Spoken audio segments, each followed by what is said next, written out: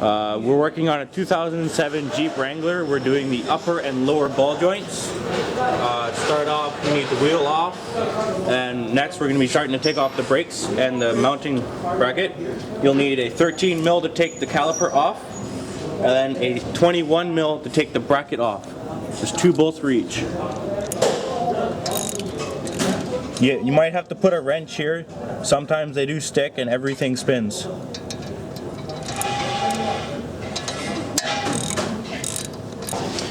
We're just hanging the caliper out of the way. You don't want to put too much strain on the hose. You might be ripping it.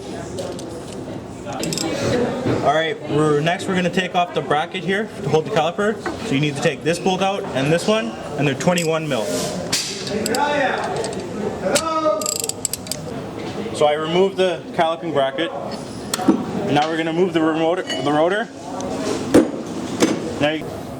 Next you'll need to take this nut off. It's a 35 mil socket.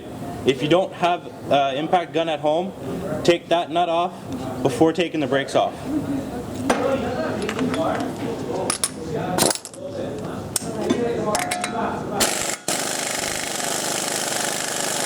Next is this sensor. After taking the bolt out, you want to gently pry it up. If there's mud or gunk there, it may be stuck and you may have the chance to break it. You don't want to do that. Next, you want to take this sensor out. It's a 5mm Allen wrench.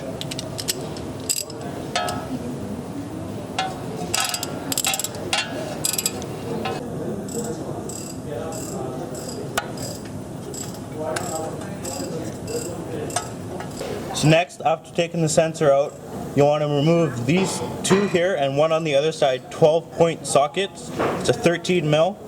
Can't use a 6-point because it'll strip the head. Okay, I'm just going to show a couple of times you hitting it. Just people know how to use it. If the hub doesn't separate from the CV axle, just pull the entire axle and hub assembly out.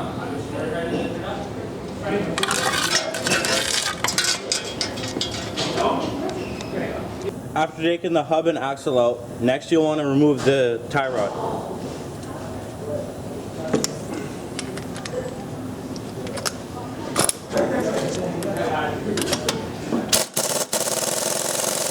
To remove the tie rod end, leave a couple threads on with the nut, and you can use a fork here, but since we're not replacing this, the fork has a tendency of ripping boots, so we don't want to use that. So we're going to leave the nut on and we're going to tap the sides and let it drop.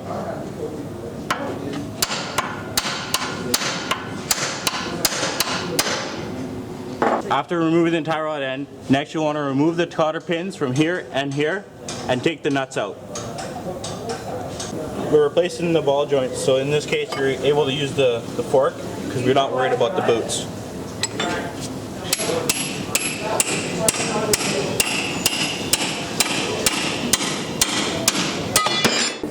At this point now, you're going to need a special tool. It's called a ball joint puller. It's to push the ball joint up and out. In this matter, we're going to have to set it up like this. This goes on top, push it down. This one goes through.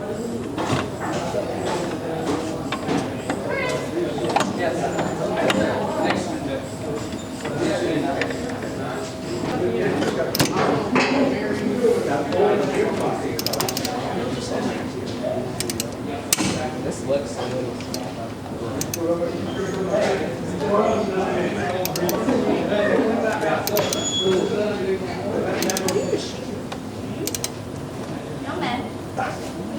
I think I broke the ratchet.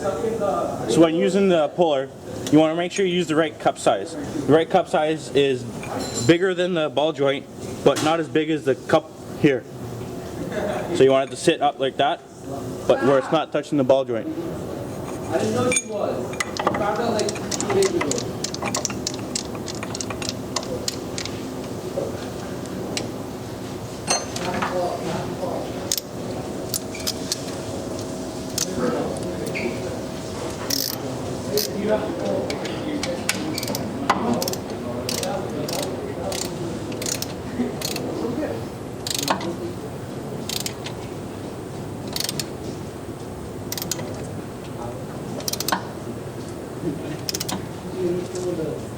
Now that we have the old ball joints out, we are now going to install the new ones.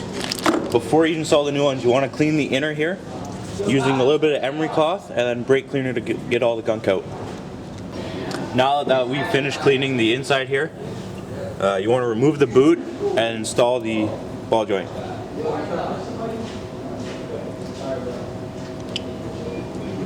So now that we've gotten the boot off, now we're going to install the ball joint. You want to find the right cup size so that this slides through and it is bigger than this hole, that way there it doesn't hit, makes it smoother. So you want to have the solid hole on the top and the open hole on the bottom so it slides through and doesn't hit. The reason why we took the boot off is so it didn't get squished and ripped when we're pushing the ball joint through. This is the setup how you'll have it. You'll stick the gun on top and gun it and it'll push the ball joint through.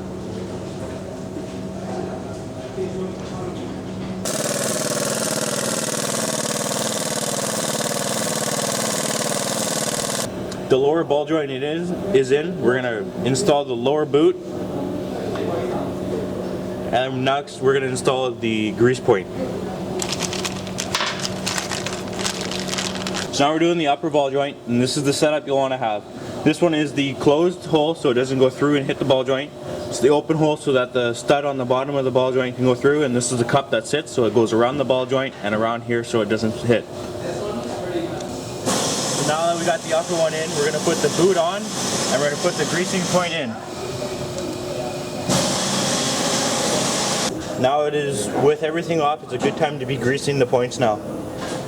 Now that we got the ball joints greased, now we're going to put the knuckle on and tighten it down.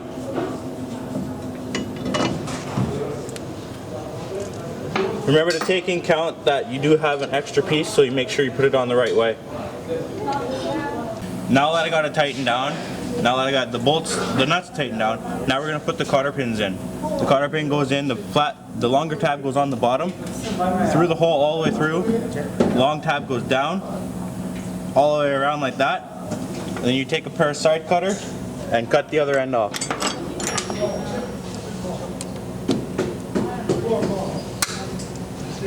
Now that I got the cotter pins in, I'm going to put the drive axle in.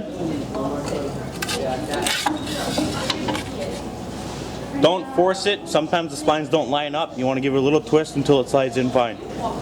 Next, after putting the knuckle on, we're going to put the tie rod on in.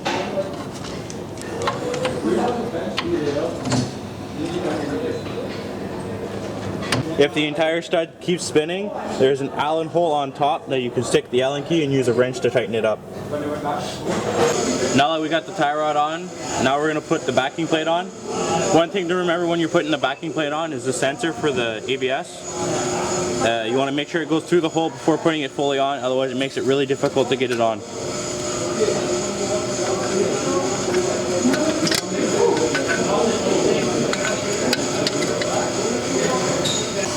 Next, you want to put the hub on and then tighten up the three 12-point sockets, bolts in the back, taking in count of the sensor.